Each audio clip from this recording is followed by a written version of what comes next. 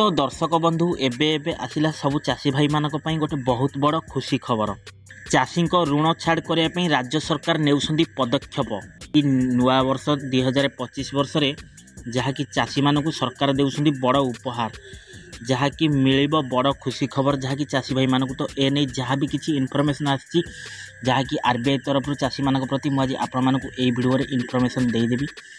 तो ता पूर्व आपण मानक अनुरोध, जदि एबे ही प्रथम थर पर वीडियो को देखुंट ताले वीडियो गोटे लाइक कर दिखाँ। ता संगे संगे मनोरंजन मोबाइल चैनल को एबे ही सब्सक्राइब करी पाखर घंटी बटन को ऑल दबाई ना।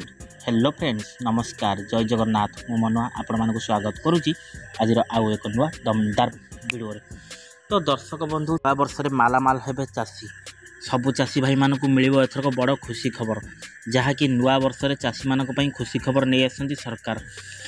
जहाँकि नुआ वर्ष रे भारतीय रिजर्व बैंक चाषी को एक बड़ उपहार देवाक जाउची। जहाँकि आरबीआई चाषी को बिना कोनोसी बंधक रे जहाँकि लोन सीमा को 2 लाख टंका वृद्धि करिछि। पूर्व एही लोन सीमा जहाँकि 1,60,000 टंका थिला, जहाँकु एबे वृद्धि करी आरबीआई 2 लाख टंका रे जहाँकि संपूर्ण रे पहुँची 2 लाख टंका दे परिबो। जहाँकि कृषक भाई मान देशर कोटी कोटी कृषक एही योजना रे लाभ उठेबाकू सक्षम होई परिबो। रिजर्व बैंक चाषी मानकू आराम रे जहाँकि ऋण प्रदान करुच्ची। सेथिपई 1 जनवरी 2025 रु कृषक मानक पई जहाँकि ग्यारंटी बिना लोन रो सीमा 1,60,000 2 लाख टंका को वृद्धि करा जाउची। सरकारଙ୍କର ଏହି पदक्षेप जहाँकि चाषीर मूल्य वृद्धि माध्यम क्षुद्र एवं क्षुद्र कृषक मानक पई अत्यंत लाभदायक हेबो बोली जहाँ आशा करा जाउची।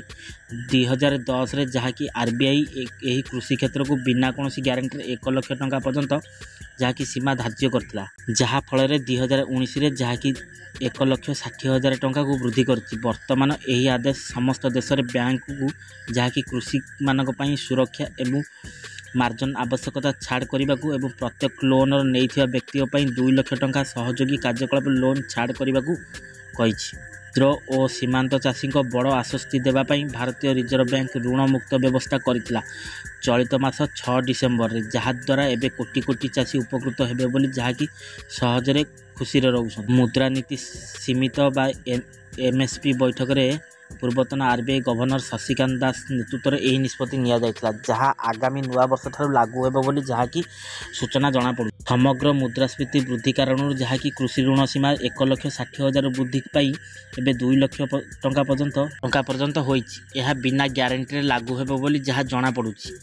एथिरे ऋण प्राप्त करने पई एणिकी चाषी के असुविधार सामना करने को पड़ो नहीं, कारण यह ऋण व्यवस्था फल चाषी माने निज जमी निजर अन्य कौन जहाँकि जिनिस प्रतिबंधक रखा हेब ना।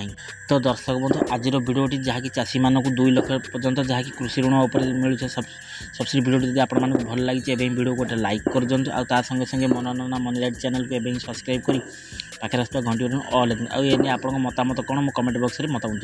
तो दर्शक वीडियोटा बहुमात्रा शेयर करूँ, सब चाषी भाई मानक वीडियो पहुँचवा दरकार, जमी समस्ते जापर दरकार जहाँकि 2 लाख पर्यंत वृद्धि कराई। 1,60,000 कृषि ऋण को 2 लाख टंका वृद्धि कराई।